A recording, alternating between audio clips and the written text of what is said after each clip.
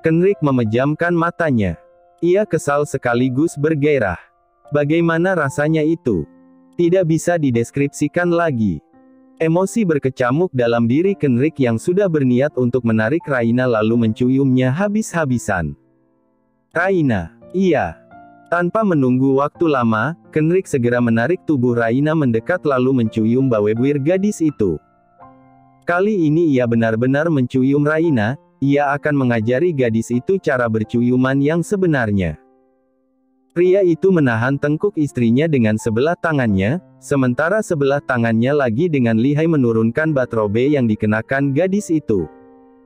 Jemari hangat Kenrik yang besar berhasil menyentuh pundak Raina yang begitu halus dan hangat. Pria itu menggeram, rasanya ia ingin meremukkan pundak rapuh itu dengan sekali genggaman. Sementara itu Raina yang diserang habis-habisan oleh Kenrik pun, mau tidak mau ia lalu mengikuti irama suaminya. Dia pun akhirnya hanya bisa menikmati sentuhan Kenrik sambil meremas surai coklat gelap milik suaminya itu. Lama-kelamaan dia terbuai dan mengikuti irama Kenrik hingga akhirnya ia menyadari jika suaminya telah melepaskan satu-satunya kain yang menutup tubuhnya. Ya Tuhan! Raina sesak napas dibuatnya. Kenrik yang mulai menyadari jika istrinya mulai terbuai pun tanpa menunggu waktu lama langsung melakukan apa yang seharusnya ia lakukan. Raina yang sudah pasrah hanya bisa mengikuti kemauan suaminya itu hingga puncak terakhir. Raina terpejam, kepalanya jatuh bersandar di dada Kenrik yang naik turun. Samar, wanita itu tersenyum, sebuah senyuman yang langsung mendapatkan teguran dari hati dan pikirannya yang masih sadar. Ini cuma sementara Raina. Sementara. Sekali lagi, wanita itu meminta hatinya untuk tidak mudah jatuh cinta. Karena sungguh, penyatuan mereka, hanya karena uang semata. Setelah mencapai puncak terakhir, baik Kenrik maupun Raina sama-sama terkulai lemas dengan napas yang memburu. Raina yang telah menyerahkan mahkotanya pada Kenrik pun mengulas senyum tipis. Setidaknya ia bersyukur dengan kenyataan bahwa ia melepaskan mahkota di saat ia sudah terikat dengan janji Tuhan. Sayang. Sepintas, Kenrik melirik ke arah istrinya.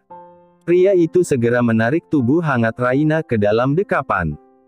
Wangi jasmin yang bercampur dengan keringat membuat Kenrik ikut mengulas senyum tipis. Ia merasa senang saat mengetahui jika Raina adalah seorang perawan. Terima kasih. Kenrik mengecup kening istrinya lembut. Entah mengapa dia merasa bahagia.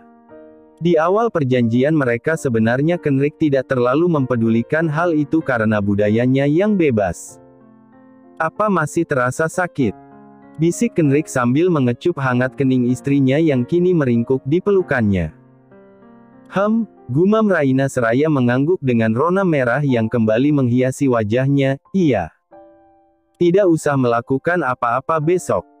Jika kau perlu sesuatu kau bisa memanggil pelayan. Mengerti? Raina mengangguk. Lama mereka terdiam hingga terlintas di benak Raina untuk menanyakan sesuatu kepada suaminya. Ken, kau lupa tidak memakai pengaman.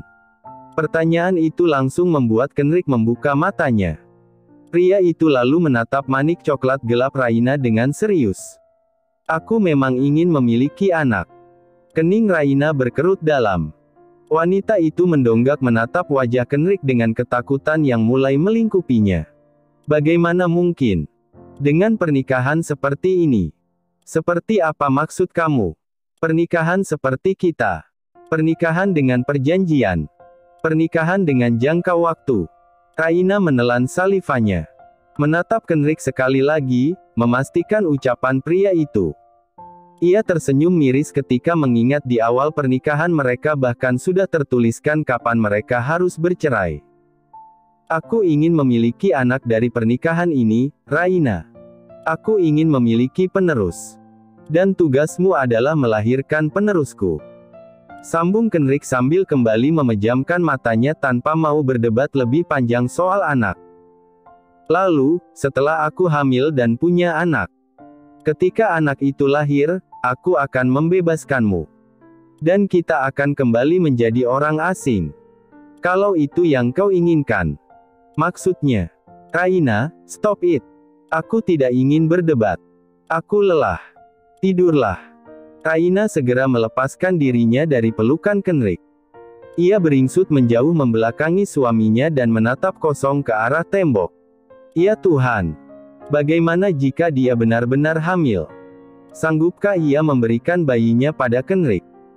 Lalu setelah mereka bercerai bisa jadi anak yang akan dia lahirkan tidak akan pernah mengenal dirinya lagi. Saat sibuk dengan pemikirannya, Raina kembali dibuat terkejut saat ia merasakan dada hangat Kenrick menyentuh kulit punggungnya. Pria itu memeluknya dari belakang.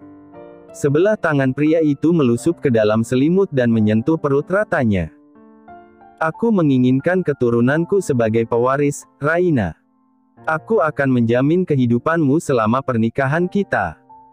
Dan setelah kita bercerai, aku akan memberikan kompensasi yang besar untukmu, percayalah, bisik Kenrick sambil mengusap perut rata Raina yang hangat.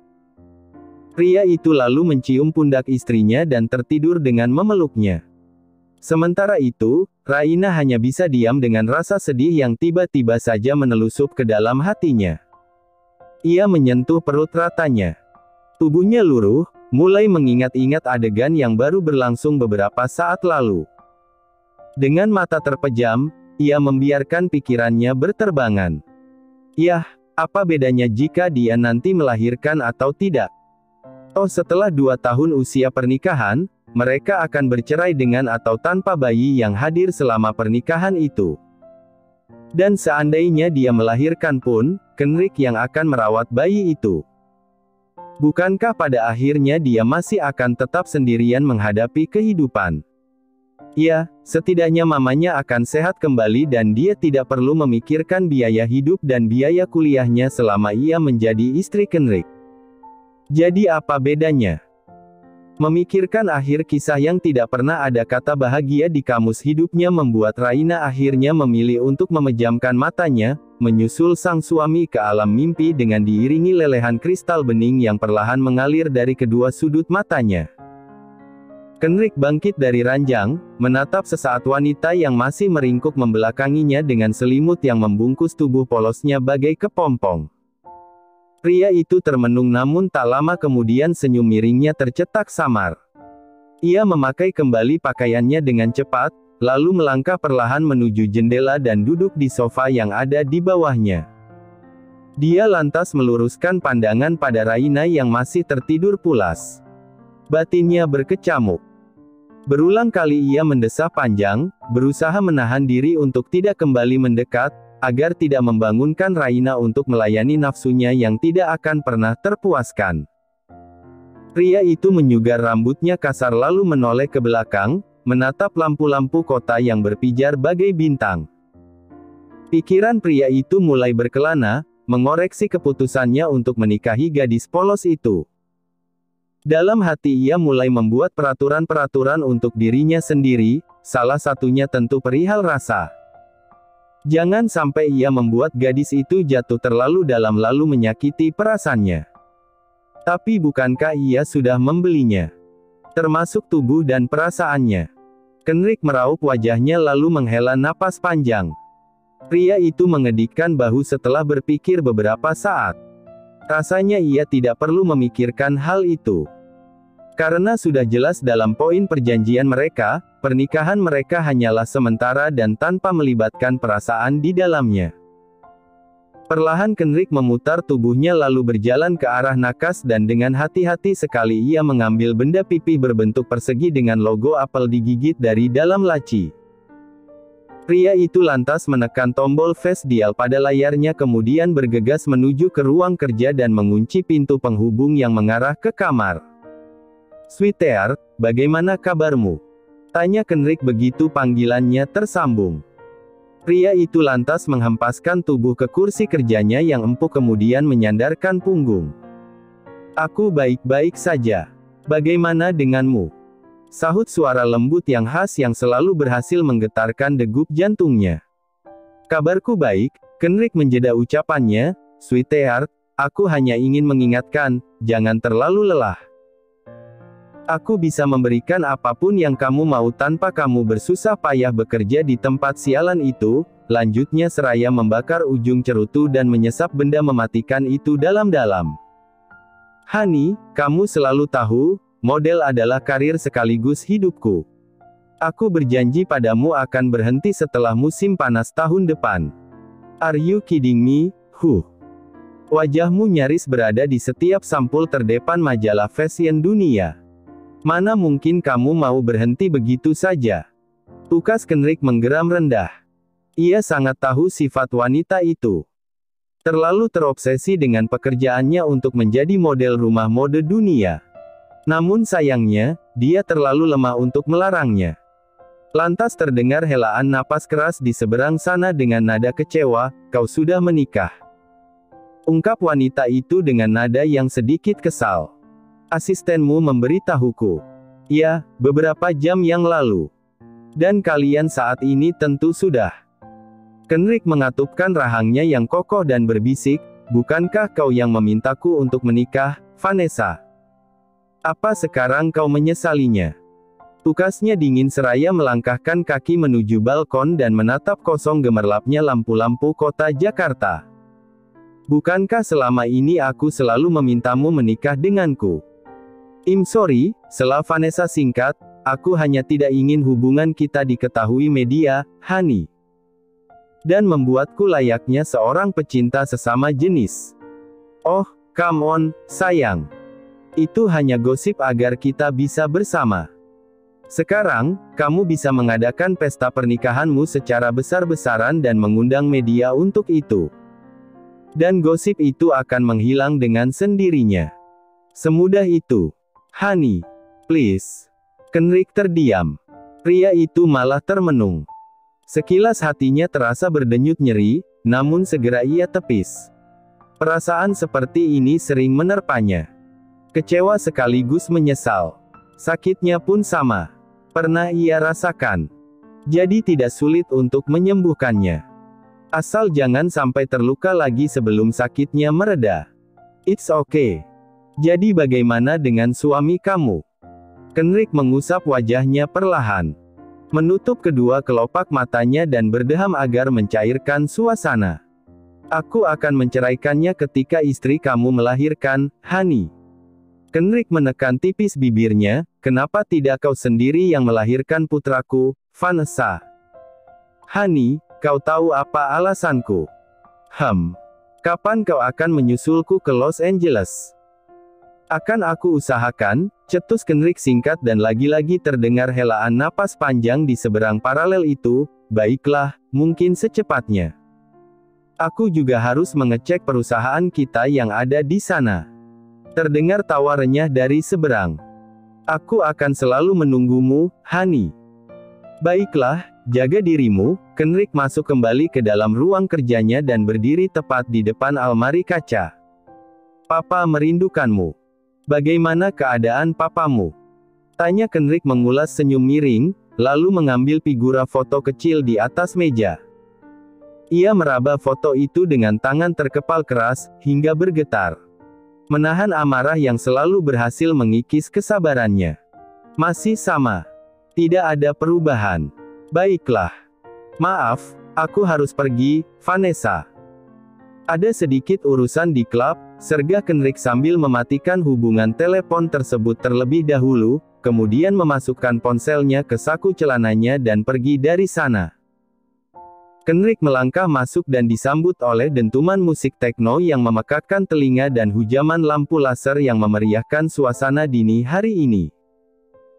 Aroma minuman beralkohol dan denting gelas beradu berbaur menjadi satu bersama asap rokok serta puluhan bahkan mungkin ratusan manusia yang sedang meliukkan tubuhnya seiring musik yang mengentak-ngentak. Dengan rahang mengeras dan mata menajam, Kenrick segera menuju ke ruangan pribadinya. Berusaha menekan emosinya yang terkumpul menjadi satu di dalam dirinya saat ini. Ini tentu jenis emosi yang baru pertama kali ia rasakan. Meski begitu, tidak menutup kemungkinan jika amarah yang ia rasakan kali ini akan meledak-ledak mengingat kepalanya sudah dipenuhi berbagai macam emosi sedari tadi. Sungguh, saat ini dia benar-benar butuh menenangkan diri. Ia mendesah panjang. Kedua manik coklat gelapnya menatap nyalang pada foto pria setengah baya yang sedang tersenyum ke arahnya. Pria yang mengadopsinya semenjak dia berusia 15 tahun. Usia di mana dia hanyalah seorang bocah yang tidak tahu jati diri dan namanya sendiri. Entah apa yang waktu itu sudah terjadi padanya. Dia hanya ingat kalau nama Kenrick yang kini melekat padanya, adalah nama yang diberikan oleh Roger Regan saat mereka masih tinggal di tempat kumuh, bau, dan kotor. Kenangan masa lalu yang pahit praktis membuatnya menjadi lelaki yang cenderung menutup diri dari apapun. Dia cenderung menyimpan semua masalahnya sendirian tanpa ada yang tahu, tak terkecuali ayah angkatnya. Menjadi pencuri dan kriminal di usia belia pun sudah pernah dialaminya hingga menjadi pemicu semua sifatnya yang semakin menjadi-jadi seiring bertambahnya usia. Mungkin hanya dia satu-satunya orang di dunia ini yang tidak mau melihat masa lalu. Dia merasa sebagian dari dirinya menghilang bersama masa lalu, terkubur oleh sang waktu yang entah mengapa membuatnya merasa menyedihkan. Sekilas masa lalu yang masih bisa dia ingat tanpa harus mengalami sakit kepala luar biasa adalah saat pertemuannya dengan Vanessa Regan, adik angkatnya.